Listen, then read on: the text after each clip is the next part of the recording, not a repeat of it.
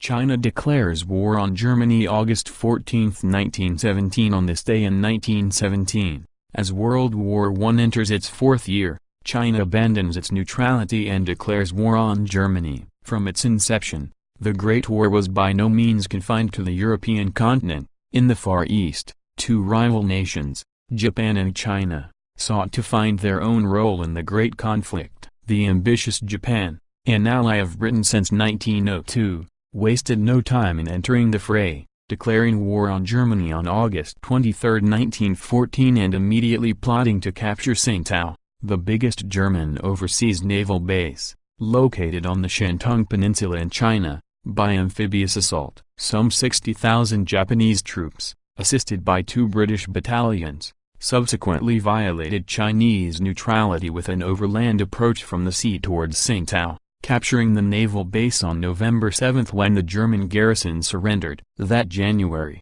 Japan presented China with the so-called 21 demands, which included the extension of direct Japanese control over most of Shantung, southern Manchuria and eastern Inner Mongolia, and the seizure of more territory, including islands in the South Pacific controlled by Germany. An internally divided China, struggling after revolution in 1911 and the fall of the powerful Manchu dynasty the following year, was forced to accept all but the most radical of the 21 demands. Its new president, Sun Yat-sen, founder of the Kuomintang, KMT, or Nationalist People's Party, used Chinese anger over the demands to justify his bid for restoring the monarchy and installing himself as emperor. He reigned only briefly, however, before opposition from China's military leaders forced him to return the country to a republican form of government. When China declared war on Germany on August 14, 1917, its major aim was to earn itself a place at the post-war bargaining table. Above all,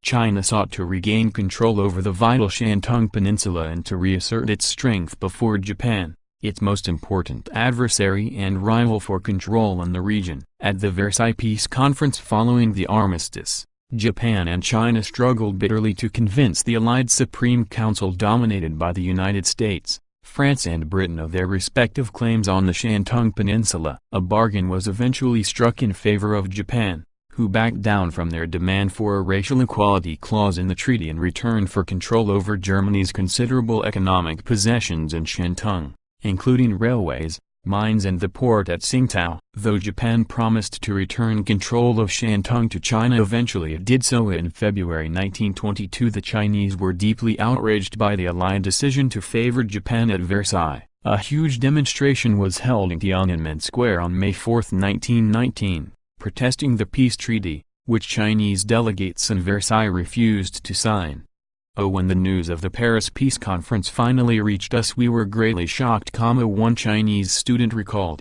We at once awoke to the fact that foreign nations were still selfish and militaristic and that they were all great liars. A year after the peace conference closed, radical Chinese nationalists formed the Chinese Communist Party, which under the leadership of Mao Zedong and Chu Enlai, as well as many other former leaders of the anti-Versailles Treaty demonstrations, would go on to win power in China in 1949.